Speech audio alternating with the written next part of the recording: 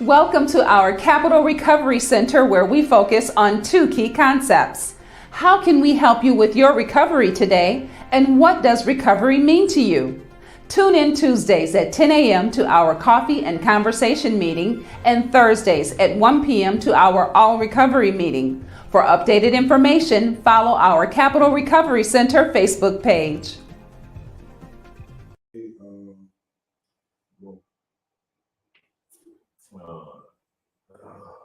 Good morning, everyone. Once again, welcome to our coffee and conversation. My name is Craig. I'm a recovery coach here at Capital Recovery Center. Good morning, everyone. Welcome, everyone. My name is Mike. Another beautiful day at the Capital Recovery Center. Let's see what we got today. We got any announcement? Yeah, we got a couple now. And the camera was at yesterday. New Jersey State Police. Was at the, well, next Monday, we will be at the Bristol Police Municipal Court building. Oh, my. Well, that's cool with Bristol Police Department on Atlantic. Is that Atlantic Avenue? Yeah. Up there, and she will be there from. If not, if she don't be there, I'll be there. Someone will be there. Say the dude. From 10 a.m. to 2 p.m. next Monday. But this Wednesday, Where we gonna be? I put the carriage before the horse. This Wednesday, we're gonna be at the mini park across from City Liquor. Oh, The mini park across from City Liquor, that's located in Millville, April 13th from 10 a.m. to 2 p.m. I'm under the weather a little bit, so if I'm sounding funny, he'll be all right. We're working around. He felt worse. Yeah, a bit better. You know. So All right, so we got all the Capital Recovery on Wheels coming up. If you have anybody that needs some services, come to the Capital Recovery. The Recovery on Wheels tomorrow, and we'll be able to help them go away. Or you can always call us. The number will be listed on your screen: 856-391-7449 or 1-800-236-2448. Or you can just call Craig's cell phone. that's 856-506-1697. Or you can call my cell phone, 856-506-1573. I know that's a lot of numbers, but that's how much we want to be available for people who are in need of the service. So we got a lot of ways for you to contact us. All right? So what we got going on today? Today we're going to talk about a good topic. Talk about triggers of relapse. Wow. So one of the things we're going to be talking about is triggers of relapse and how to avoid them. Wow. We can spend all day talking about triggers of relapse and how to avoid them. And if you haven't heard of that term, that is a popular term for all of those who have been in some type of treatment facility and who has dealt with cognitive behaviors. That's one key aspect of some information triggers. You have to identify those things. Key word, that's a lot. Listen, this is a good topic here. And don't forget, Shameless plug, you're able to come to this meeting in person, but you don't have to be on the video. We can have you off camera. We have plenty of seats that's not on the camera. We just are making sure that we cover the meeting in virtual world and in the personal world. So we are open. You could just stop in at 72 North Pearl Street and come check out the facility. I know I'm a visionary, or I'm a faith person. So I have faith that all the people who are in need of the services will be inside the building as well as in the virtual world. And for all you young people who's out there who may be watching, don't just look at us as two old head, great big guys who just fell off. We have some experiences, and so you can learn something. We're willing to share And if you have some information that we may not know about, jump on, get on, put your comments. You say put the comments, right? Put the comments in the comment section. If you have any questions, if you want to inbox us or off the line, you can let us know. We can discuss or set up a meeting or set up a day for you to come in and you can talk to one of the recovery coaches or counselors or whoever you might want to talk to. Yeah. All right. Let's see. This article is by verywellmind.com. Great site to get information. Great site. And so I'm going to read some and then we'll go on. The first one, it says stress. Stress is the top cause of relapse. And many people who struggle with addiction turn to their substance or activity of choice as a maladaptive way of coping with it. Maladaptive is a big word they use for unhealthy way of coping with one's addiction. In fact, research indicates that there is an increased wanting for the drug, alcohol, or addictive activity during stressful situations, especially if the substance or activity was the person's primary coping mechanism. If that was your go-to when things get tough and hard and rough, especially during COVID, or when we have to be close together around family or those who we significant others, and things get, a little heated, topic, whether it be financial, relationship, whatever. If that was something that you turn to as your relief mechanism, be able to identify and say, this is a stressful moment that we're having. Let me find an alternative. And make sure, because those stressful moments can trigger you to go back to your comfort zone, or use the word the person's primary coping mechanism. So if the substance or the alcohol that you use was your primary coping mechanism, when you're in your recovery process and you're faced with stress, your brain will sometimes think, okay, this is a stressful situation. Our primary coping mechanism is get what we used to do. Yeah. So you have to be aware of that stressful situation and noticing that it will trigger those type of responses. That's why it's very important to develop new coping skills or new coping mechanisms. Because I don't want to let this shock you, but we all will face stressful situations. Like, it's not because you get in recovery now, you are exempt from experiencing some stressful situation. A stressful situation comes to everybody in life, no matter what area of life people might be in. And remember that big word I just went over. What was it? Maladaptive way of coping with it. In other words, an unhealthy way of coping with this situation or circumstance.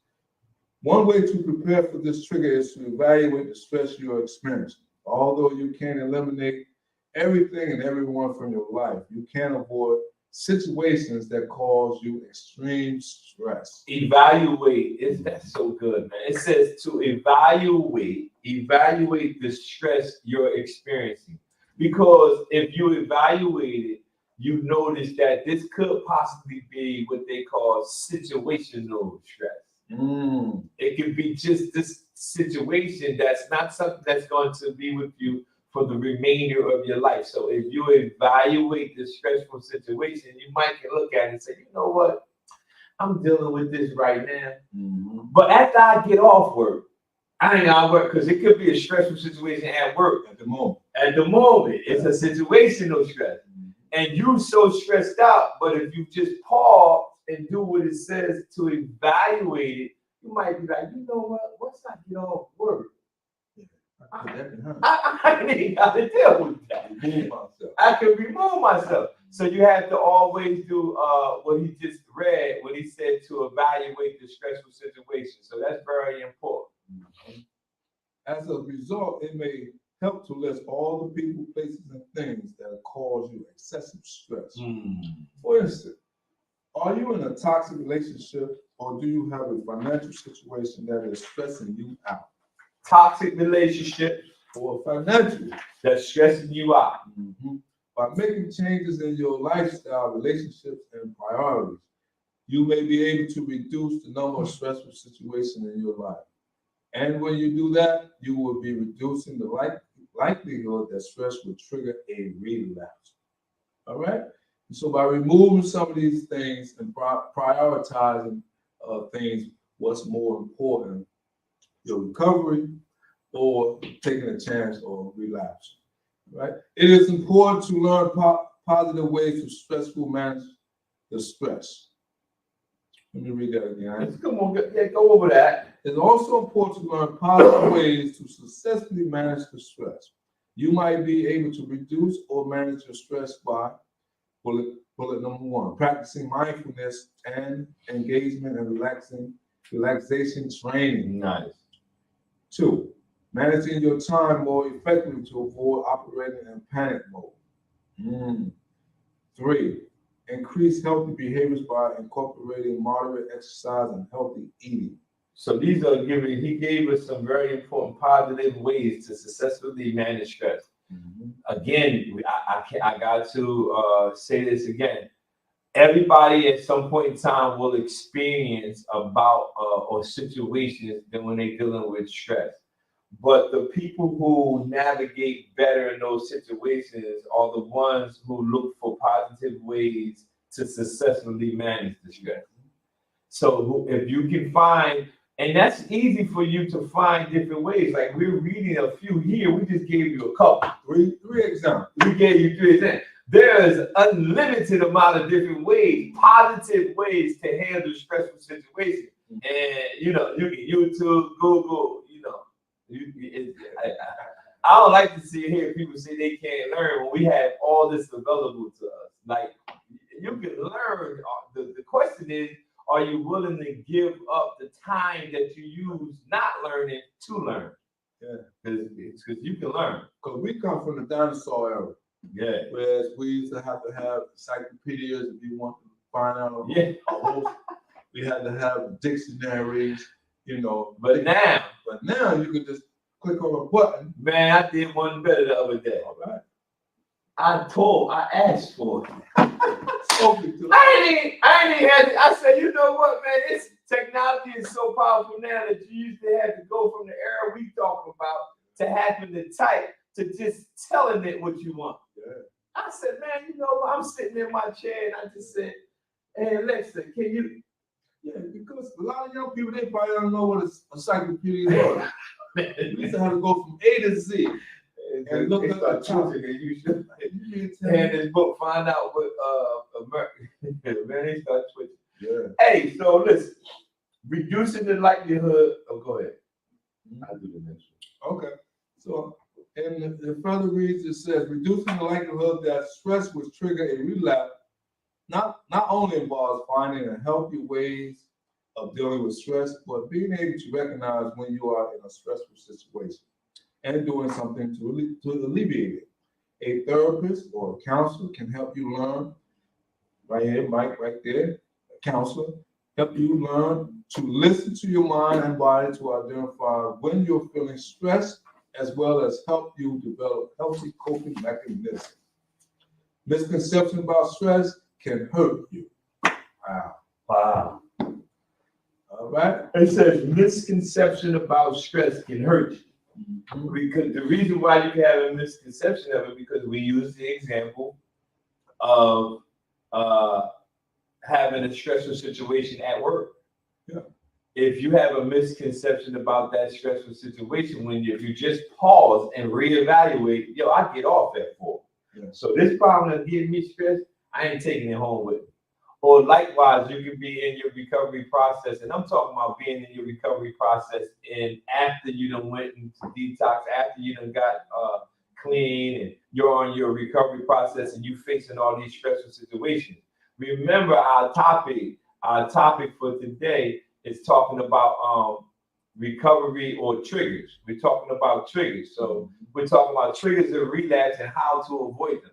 So the first one we were dealing with was stress. You can avoid stressful situations. Majority of our stressful situations comes about, no matter how they come about, but they make us become stressful is when we keep pondering on it over and over, following up on the side. Well, talk to somebody, a therapist or a counselor. Somebody, you got to talk to somebody, man.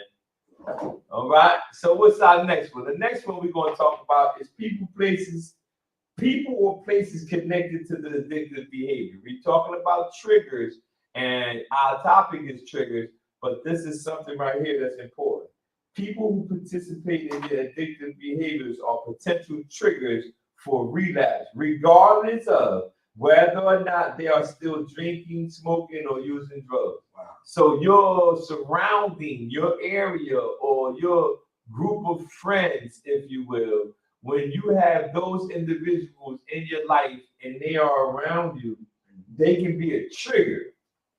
They can be whether they're drinking or not. Yeah, because that could have been your party man. That's the only time I remember a guy had gave a testimony about me, literally. He said, I watched your life change and I knew you for about 35 years, but I couldn't understand why I never saw this side of you. And I said, I don't know. He said, the reason I came up with the reason why I never saw this side of you is because the only time I actually dealt with you was when we was doing drugs. He said, only time we was get together is when we were doing drugs. And that's important because a person can be your trigger even if they stop using. Because the only time y'all used to get together was when y'all were using. So you got to remember, people and places connected to addictive behavior can be your trigger. You got to remember. Mm-hmm. Go ahead, Craig. All right. And so it says, likewise, certain places that remind you of your addiction can be triggering for you. Yes. Even your family members could be a trigger, especially if you especially if they make you feel more childlike and vulnerable. Even if family member can trigger a response in you if they talk to you or they talk down to you in a way that you feel less than.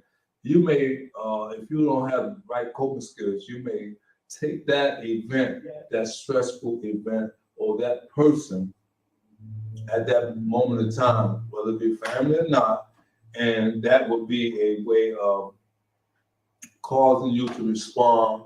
I'm going to use that word again, maladaptive way of coping in an unhealthy way. And so you may see a lot of movement going on. Mike had to step out for a very important call. Karen stepped in. She is our recovery coach as well. She's very capable of taking over the helm as we speak. Karen, we at number 2, people or places connected to the addictive behavior. And I was just reading and sharing about family members who can cause a trigger. And so I'm going to read the next where it says, when you're reminded of your addiction, it's important to have effective ways of handling your feelings. For instance, if you're an alcoholic and a group of drinking buddies and a group of drinking buddies ask you to go out, or you see people from work going to happy hour, it might help to have a specific response already in place. All right, you might be around a group of people who may say, hey, we're going out after work. It's Friday. We're going to toss up a few beers. Hey, Craig, you want to come along? This article telling me I must have a response already in place. Not a lie, but a response. And just being truthful, just by letting them know and say, hey, drinking is one of my triggers. Bars is one of my triggers. Just the smell of it, just the sight of it, it can trigger me. I'm in long-term recovery, and so by me even being in close proximity of happy hour, I can lose my sobriety. So I choose not to participate. Just by being honest, you have to tell on yourself. We use that word quite often around here, If you're feeling some type of way that you're feeling a trigger or a relapse coming on, tell somebody. Tell them. That's what we call tell them. It also may help to have a healthy activity that you can do instead, like going for a run, seeing a movie, having dinner with a sponsor, or reading a good book. If you don't prepare for these situations ahead of time, you are vulnerable to relapse. Try brainstorming ideas or work with your counselor or therapist to come up with a plan. And so when you feel any type of peer pressure, a lot of times that's peer pressure, especially for young people. I know when I was young, I fell a victim to a lot of peer pressure. I want to be with the in crowd instead of being on the outside. I want to be part of what was going on. So I gave into what people will say or what people will call a person at that time. You're not, you're a cornball. You're not, you're not what's happening or whatever term at that given time. I don't know what they said now, but they say lit. We're going to get lit. You know what I mean? But a litty or all that stuff. I choose not to get lit. I choose another way. The article says, go for a walk, go for a run, see a good movie, go have a nice, healthy vegan dinner. I don't even mention vegan, Karen, because I've been on this vegan thing. So, but whether you're vegan or not, go eat something healthy. Do something healthy. Karen do that quite often. Don't you run? Yep, I love running. Yeah. I haven't done it as often, but when I get a chance to, that's definitely something that I like. Yeah. Now, do you still play sports? Yep, I still play soccer. So you play soccer. Gives me something to look forward to. Right. So other cultures, they call it football. Over here in America, we call it soccer, but you get the message, right? All right. Number 3. It says negative or challenging emotions. People who struggle with addiction need effective ways of tolerating, managing, and making sense of the negative feelings encountered in daily life. Alcohol, drugs, or addictive behaviors used to provide temporary relief from those feelings, but you can't rely on them anymore. So it says if you have some type of emotion situation at a given time, you have to find a way of being able to tolerate them without the use of picking up using drugs or alcohol. So you have to think outside of the box if you're accustomed to going to alcohol or drugs as your go-to. Aim to learn how to get comfortable with uncomfortable feelings and emotions. That's a big one. That is very challenging for a lot of people in recovery because we may be around a group of people who never used drugs before in their lives, and they having a healthy conversation, and you may see yourself on the outskirts and on the outside not being able to add to the conversation in a healthy way because your custom way of dealing with or discussing things is not of that magnitude. And so you might feel uncomfortable. You might feel like, well, I don't belong in this crowd because they're talking over my head. Only thing you have to do in those given situations, just be a listener. And just be a listener. And that's one of the most important part of effective communication is by being an effective listener. You don't always have to say something or you feel that you have to chime in. It's good to, be an effective listener. All right? Now, let's move on. It said, realize that those negative feelings you're having don't have to be a sign of impending setback. Everyone feels negative or challenging emotions. The key is how you deal with them. You see what the article says? It says everyone feels negative or have challenging emotions.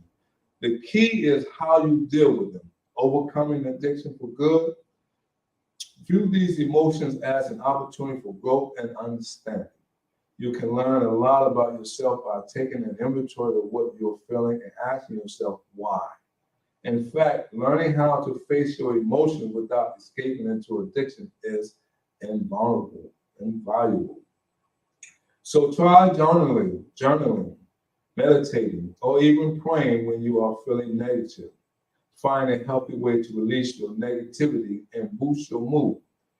And addiction specialist or another mental health professional can help you develop additional coping strategies. So this article in this paragraph is talking about finding alternative ways to deal with stressful situations or stressful situations that will cause emotions. And so to be able to identify the emotion and say how this, the situation or the emotion is making you feeling. Now there are tons of emotions and mood that we go through. You may be feeling sad at a given time. You may say, I might feeling anxiety coming on, frustration. But once you be able to identify them and name it and for what they are, you'll be able to deal with it more adequately. But if you have these type of emotions and you don't give it a label or be able to identify them, then you just let it go as a fleeting emotion. And most people, those who are dealing with addiction, oftentimes sweep emotions under the rug and mask it with some type of substance, whether it be alcohol or drugs. And so we don't want to mask any emotions. We want to unravel it, identify it, name it, and move on with a healthy mind state or alternative. All right? And so number 4, you feel like just reading a little bit, Karen? Yeah. All right. Seeing or sensing the object of your addiction. Reminders of your addiction can trigger relapse during recovery. A whiff of cigarette smoke, watching people sip cocktails in a bar or restaurant, or a couple locked in an erotic embrace are reminders that seem to be everywhere in the early stages of quitting. Wanting to fall back into your addiction is normal. After all, it's a familiar place for you. But recovery is not just about quitting and abstaining, as much as it's about building a new life in which it is easier and more desirable not to use. I like that, because a lot of times, I know in my early stage of addiction, I would have felt victim to being around people who was having a cocktail, whether I'm at a wedding, I'm at a birthday party. I may have felt uncomfortable. I may have felt the need to want to participate. But now at an advanced stage in my recovery, I may see those things and I don't have to participate in order just to have a good time. Before, I would utilize that as an excuse, I want to be a part of the party. But just recently, me and my wife, we went to a wedding in Delaware, and people they had an open bar, people was drinking and having drinks and stuff. But when the certain music came on, we had water, but we still had a good time without even picking up. And that's what I mean about being able to seeing the beverages or seeing somebody using whatever. I don't be around that, but a lot of times I'll be around like birthday parties or weddings where people do invite us to weddings and we participate and we show our love. But that don't mean necessarily that we have to participate in it. But in my early part of recovery, I probably, would have done it. Knowing I would have done it. All right, Ken, that's enough feedback to read on. Focus on the new life you're building and the changes you're making. Think about the negative consequences that you experienced while participating in your addiction. the people you hurt, and the relationships you lost. You may think you miss your old life when you see these reminders, but in reality, it only brought you pain and hardship. Mm. Mm. Embrace the idea that you're creating a new, healthier version of yourself with no room for things of the past. Having a substitute behavior like going to a yoga class or taking a long bath can also be helpful when you're feeling triggered. Even reciting positive mantras or doing relaxation exercises may help you resist these urges as well. For additional ideas, work with your counselor or therapist about how to effectively deal with these reminders. And so they've given us some great pointers of alternative behaviors when these triggers arrive, whether taking yoga, taking a nice long bath, or reciting positive mantras, you know, just doing some relaxation can remove us from how we are feeling at that given moment, or just seeking a counselor or therapist to share with someone and say, hey, listen, I had a bad day today. I just called just to let you know how I'm feeling. Just a stress reliever. I need to speak to someone, to let you know that, hey, this occurred. And so, but I didn't participate in it. But I just want to let you know that, by speaking with you, I feel that I'm able to release any emotions that I may be feeling at the time. And the last one talks about times of celebration. Positive situations such as birthdays and holidays, I just mentioned that, right? Can be triggers too. You may feel happy and controlled and confident you can handle one drink, one smoke, or 1 mile flirtation with the attractive stranger. But can you really keep it under control? And that is something that we must keep ourselves in check, our recovery in check, because one of anything can lead to a big relapse, a big fall back into old behaviors. People who struggle with addiction frequently lose their capacity to know when to stop. Therefore, that one drink could turn into a binge, or treating yourself to one unnecessary new pair of shoes could lead to a shopping spree. And so there's many addictive behaviors, whether it be eating behaviors, shopping behaviors, substance use. There's a host, gambling. There's one that when I was in therapy, they talked about adrenaline rush. Those who like to drive fast in cars, or those who participate in receiving or selling drugs, they get an adrenaline high just by the money. And so that can be an addiction. But you hear some people say, well, I'm in a treatment program, but I never used drugs. But then the counselor may say, well, how did you get into the program? I was selling drugs. Okay, while you selling drugs, that became your adrenaline, that became your rush, and that became what they consider your high. All right, having a buddy can help in a situation where you are at risk of relapse. Find someone you trust and respect kindly, but firmly persuade you to stop what you're doing if you do start to relapse. Avoid going into situations alone where you are at high risk of relapse. You might be surprised how quickly you resolve and good intention disappear. How your resolve and good intention disappear once the party started. With your counselor or therapist, put together a plan on how to handle the temptations that come with fun events like parties, weddings, holidays, more. If you go into a situation unprepared, you're more likely to relapse.